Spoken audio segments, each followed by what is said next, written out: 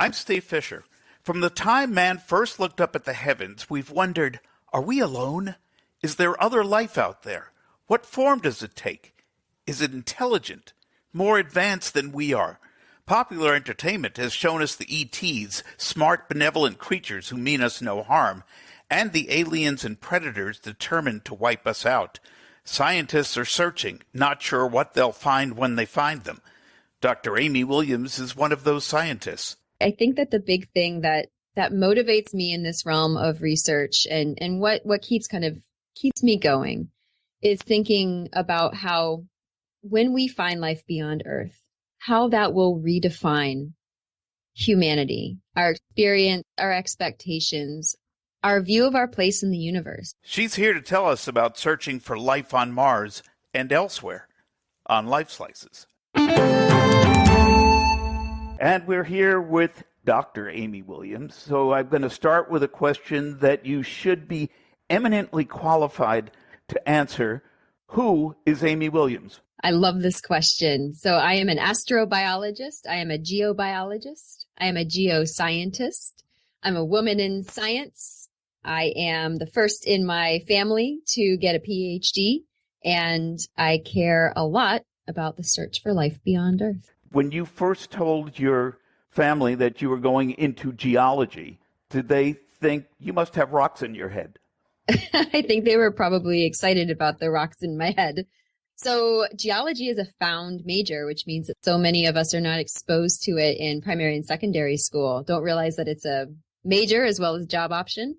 And so just by chance, I took an earth and environmental science class as a freshman and changed my whole career. When you were a kid, did you ever do that? I remember going out with a hammer and finding rocks and breaking them open just to see what was inside. Oh, yeah. I would come home with rocks in my pockets, and I know it must have driven my mom crazy. Now, being a mom myself and bringing home, my kid brings home acorns and whatever else in his pockets, I realize now the burden that this is. But I think that probably should have been the preface to my life as a geologist. I should have known it was coming. Your kid's going to go into acornology. That sounds wonderful. Your website says, I have to read this, my research interests include the formation and preservation of physical and molecular biosignatures in terrestrial environments as an analog for putative biosignature formation on Mars. Can you translate that to English for my listeners? Yes, I can translate that, I would say, into text for a general audience. So that means that I'm interested in whether there's life beyond Earth. And that means that in order for me to explore that question, what I need to do is understand the diversity of how life on Earth expresses itself. So that means how does it live? How does it get preserved once it dies? What does that look like? What does that look like on a variety of instruments? And how can we apply that knowledge to the search for life beyond Earth? Most people would think of biology in looking for life extraterrestrially. What does geology have to do with life? Oh, fabulous question. And the really fun part is that as a geobiologist, I get to kind of marry the two together.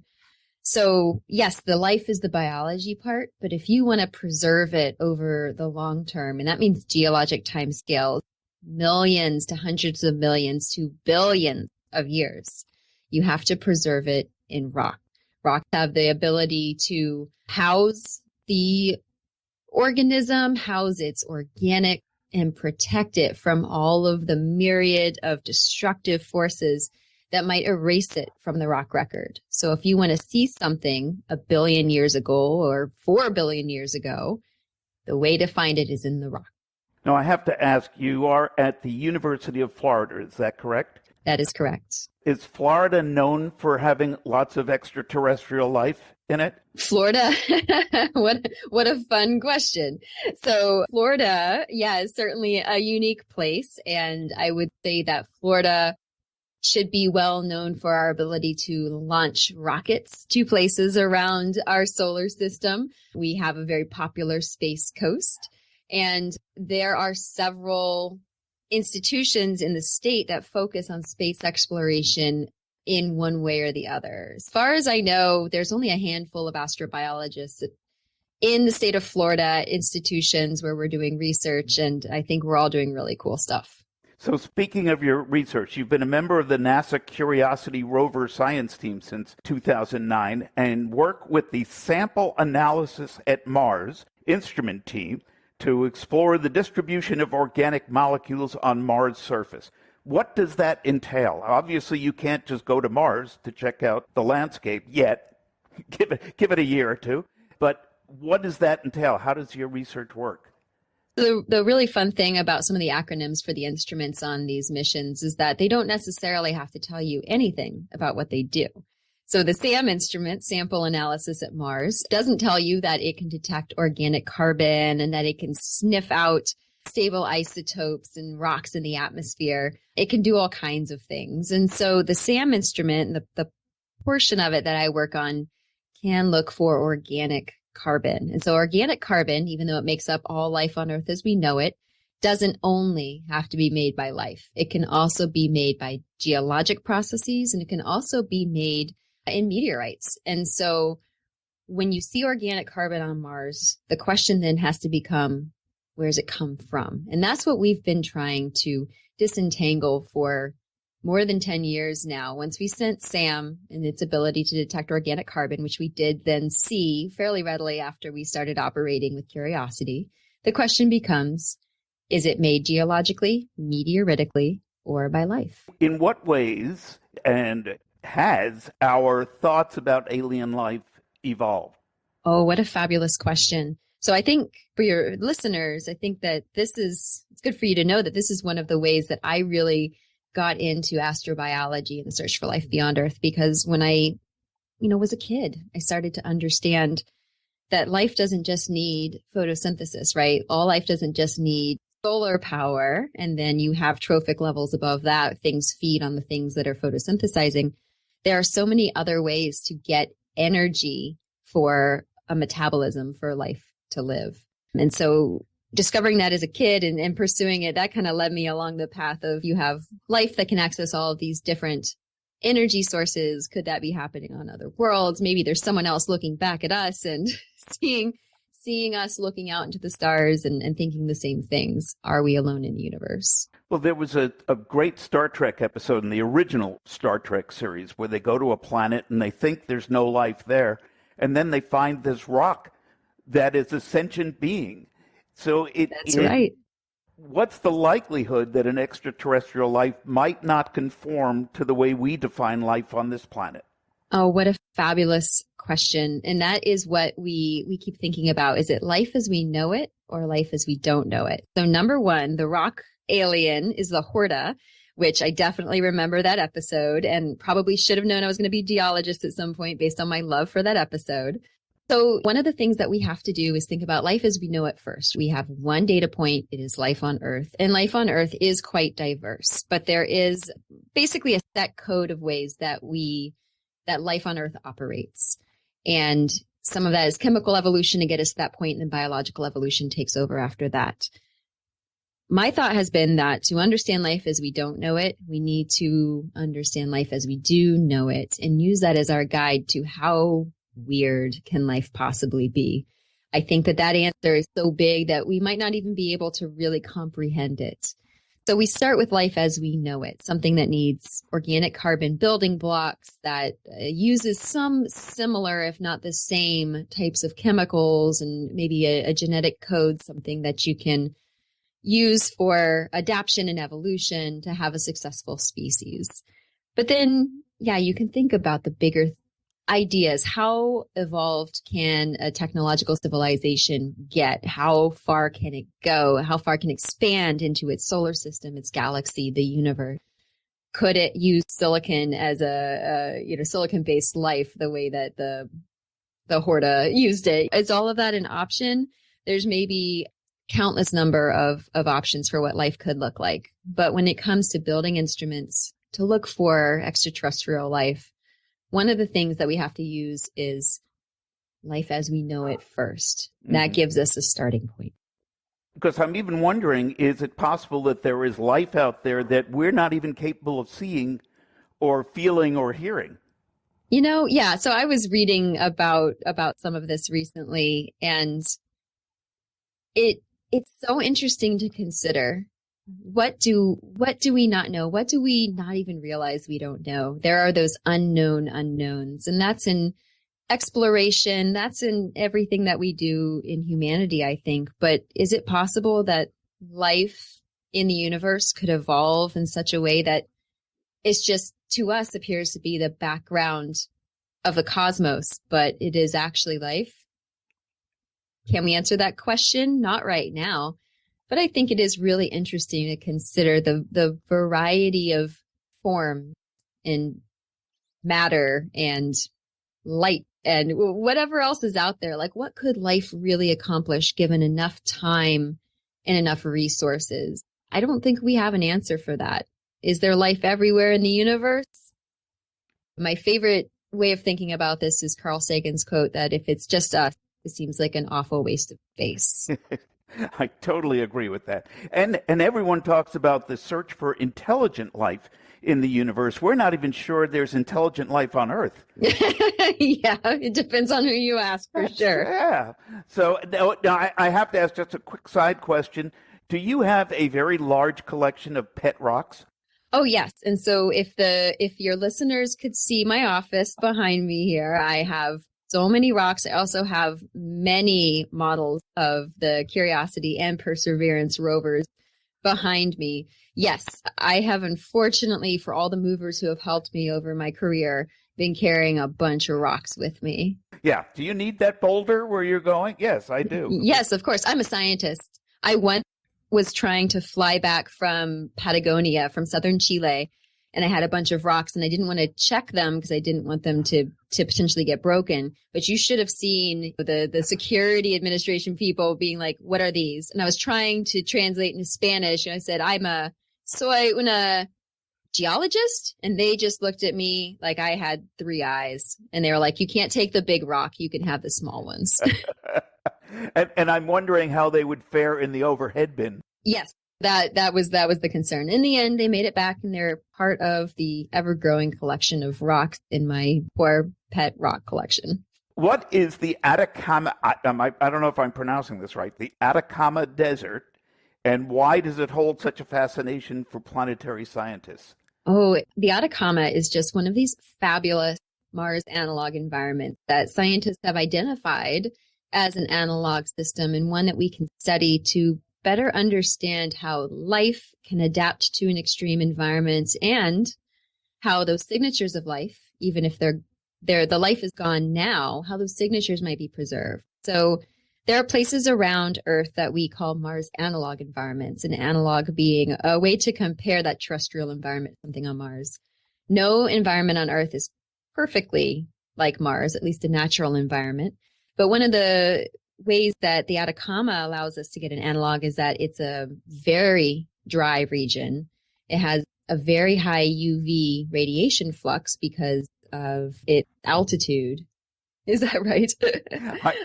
You're asking me. I don't. Oh, well, so it's at such elevation, and the high UV flux is actually in some ways an analog to what we think we're seeing on Mars. It's extraordinarily dry.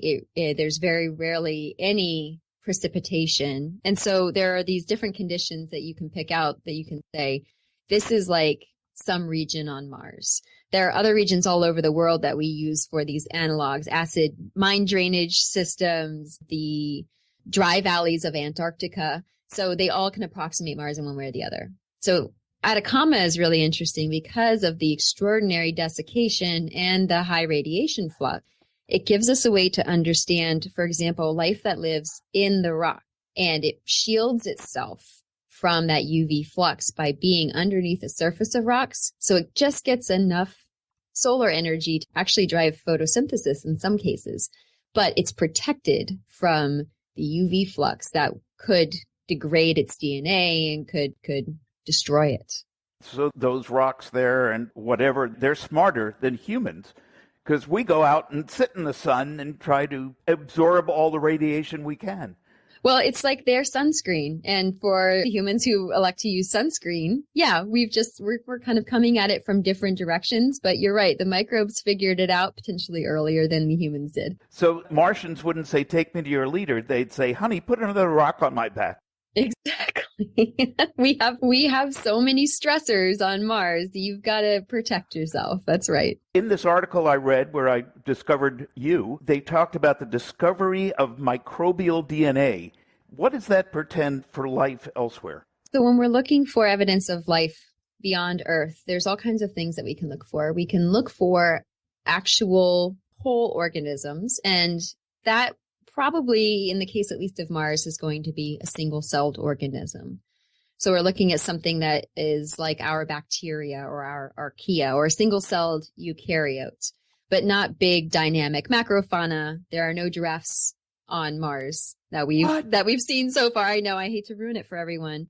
So what we're looking for, there are might smaller, be, but they'd be green. Yes, we're colorblind to the giraffe. So there's when we use the example of life as we know it, what we think we're looking for are single-celled organisms. And so those organisms, even if they are no longer living, if there's no longer an ecosystem, it's basically like they've been entombed, where you can preserve either the whole cell or parts of the organic carbon within that cell. And so one of those things that is made up of organic carbon and a couple of other elements is DNA. So finding microbial DNA in these Mars analog rocks, this is a way to identify a biosignature in a Mars analog environment and say, okay, how challenging is it for us to detect that DNA or those organic molecules with the kinds of instruments that we send to Mars to do that same job? How challenging is it? So as we talked about with the Horta, is there any evidence of Earth that there are any geological forms that have some kind of life in them? Can I ask for a clarification on that question? How do you mean? Like that could, life is preserved in it? It would depend on somebody smarter than me to try to clarify it, because I have no idea what I'm talking about. Is there a chance that there are rock forms or something we know there are biological creatures that make themselves look like rocks for camouflage.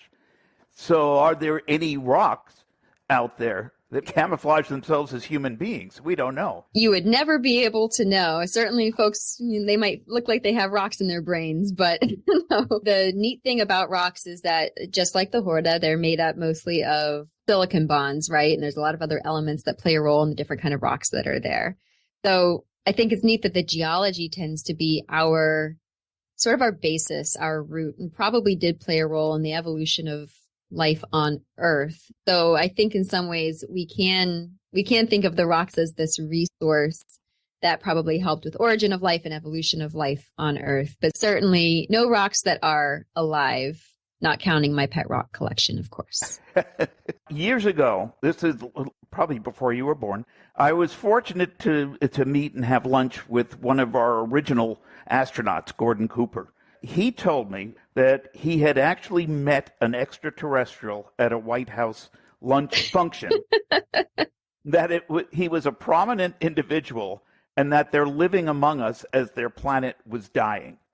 So other than that, this would explain a lot about Washington, D.C. Oh, my, yes. What do you think of the possibility that they are humanoid and living in our midst because they came from a dying planet? Based on my experience as an astrobiologist and studying other worlds, not just Mars, thinking about the icy outer ocean worlds, Enceladus, Europa, the constraints on life as we know it, and the constraints on interstellar travel, I think it would be really challenging to say that someone really is not of this Earth. I think that there are plenty of hypotheses.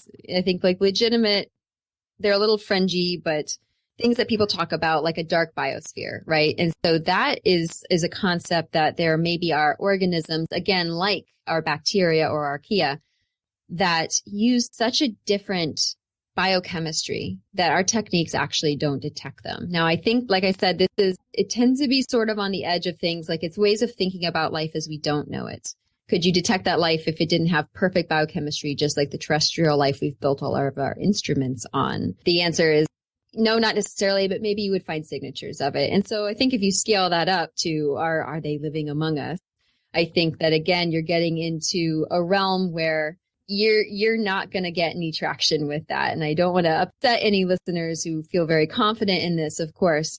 But from the scientific method, from the approach that we're taking, understanding how difficult it is to traverse interstellar space without pretty advanced technology and to adapt to another world, it's going to be extraordinarily challenging. There's actually a concept that perhaps we all are actually Martians, and this is called panspermia. So this is the idea that perhaps life had an origin on Mars, and during sort of the periods where there was more heavy bombardment, that you had a piece of rock that was ejected from an impact, circled in the solar system, landed on Earth, and took hold. And so there are lots of experiments testing whether life could survive the ejection, circling the solar system and landing on another world, and then being able to evolve rapidly to take advantage of the conditions on that other world. There are a lot of hurdles to clear in order for that kind of hypothesis to work, but it is something that certainly we've invested. I would say like the scientific community has invested resources in trying to understanding if it's possible. Yeah, I think if people coming from Mars, the red planet, would explain all the red states we have. Oh my. We don't have to go any awesome. deeper than that. Entertainment has always shown us benevolent extraterrestrials, not a lot, and then very violent, horrific creatures bent on destroying us. When we finally connect with extraterrestrial life, which form do you think they'll be? What a fabulous question. And so torn, because as an astrobiologist, I dedicate my time to thinking about how we could find life beyond Earth. And I don't invest a lot of my emotional energy in thinking about, is it going to like us or not like us? I think if we find the life, it's probably very likely going to be microbial, meaning it's like single-celled like bacteria and so forth. And honestly, I might be more worried about us exterminating that life. Yes, exactly. Although, as I think we've all learned recently from the pandemic, that microbial life and even smaller viruses, which are on the threshold of maybe but not maybe being life, that these organisms have plenty of power behind them to cause a lot of trouble. So it's more that I think about in the near term, if we were to find microbial life, what are the chances that we would actually lead to its extinction versus it leading to ours? And so I think thankfully it'll be someone else's question about if we meet technologically advanced life beyond Earth, what the conditions of that meeting will be. It's an interesting thing. There was an Outer Limit episode years ago where they decided to have peace on Earth. We had to face an external threat. So they got an astronaut, actually, I think the character was, and turned him into an alien being, launched him into space, had him come back to Earth for a perceptible threat that would unite mankind. But, of course, he landed in some redneck area, and as soon as he emerged, this big, weird, alien-looking creature, these rednecks shot him and killed him. Jeez. Oh, gosh. And I think that's very possible. That would be our reaction. I think that probably, is certainly meant to speak to humanity's reaction to threats, to our ability to handle threats. And there's always going to be that realm of us versus them, right? If we don't have a them that's beyond Earth, we'd identify the them within humanity that we want to set ourselves against, which I'm over it. I'm really tired of it. Why can't we rise above that behavior and strive for that peace without requiring that external threat? I know. If I had that answer, then we would have a very different conversation today. Again, it's that search for intelligent life wherever it may exist. So I would say in that vein, I think that the big thing that motivates me in this realm of research and what keeps me going is thinking about how when we find life beyond Earth, how that will redefine humanity, our experience, our expectations, our view of our place in the universe. It will be paradigm shifting. And there are so many ways to think about how that knowledge will impact how the world works, how people perceive what we're doing. But in the meanwhile, before we find that life beyond Earth, for me, as a human, as a person, as a mom, as a partner, what I see this as is a way to think about how small and precious and fragile and special we all are. This tiny pale blue dot, this evolution of life that we have not yet detected elsewhere in our solar system, our galaxy, our universe. It's so precious and fragile that I use this knowledge of how hostile really Mars and these other planets would be to life as we know it, to think about trying to be a good steward of my environment, of working with my colleagues, my friends, even people who may not like me, to try to find solutions and better ways, because this is it right now for us and for the foreseeable future. And so I use that knowledge to guide me as a person to try to just help and be a better person, because this is it, folks. This is all we have. So let's take care of it. I like it. I like it. If NASA came to you tomorrow and said, we want you to go on a mission to Mars, would you go? I would not. And I can tell you why. And it's super embarrassing, but I don't even do really well on roller coasters. So I imagine launching and landing and probably transit would not go well for me. So I don't want to be the pukey astronaut. That would be my nickname, I feel. And I don't want to be that one. I'm seeing a new TV series, The Pukey Astronaut. Starring Amy Williams. I love it.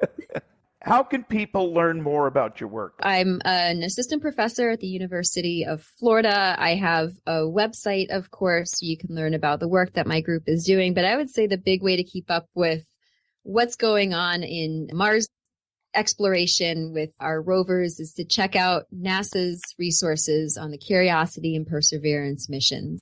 Of course, NASA has tons of other missions to other really interesting places. So I strongly encourage folks to check that out as well. And you will probably see me on social media here and there, but just keep an eye out on Mars, because as far as I can see, it keeps throwing us curveballs, really interesting things that we never would have expected. So let's see what that next curveball is going to be. I keep waiting for a NASA rover to be traveling around Mars or something, and all of a sudden see a little alien creature waving. It's like, hi, we're here. The great thing about the rovers is that we have to tell it exactly where to take images every time. So I can just pretend that the aliens are hiding behind the cameras, just like following us. Not really. For those of you out there who think I'm saying it for real, I'm not, but I like to pretend this. If Martians are anything like us, they would be so busy fixing themselves up for the camera that they'd miss it. They'd go out and go, where'd it go? It's just there. Luckily, we are so slow at driving in the relative scheme of things that they probably wouldn't miss us. Amy, is there any question you would like to answer that I haven't asked? Oh, wow. See, I didn't even know this would be an option. This is exciting. I guess the question would be, if you are interested in getting into a STEM field, science, technology, engineering, or math, if you want to work with NASA, if you are a primary, secondary ed student who's interested in all of this, there are so many resources to enable students and professionals to engage with NASA as citizen scientists and as scientists who work for these groups or work with these groups. So pursue your passion, pursue your science. You can get into this kind of work the same way I did. Amy, that's terrific. Thank you so much for your time and for being here, and I appreciate your knowledge. I am now going to be looking up at the sky every night, wondering, where the heck are you guys? Come on. Yep, just look up in the sky and think we're so unique and small and fragile here. Perhaps we can all consider that together.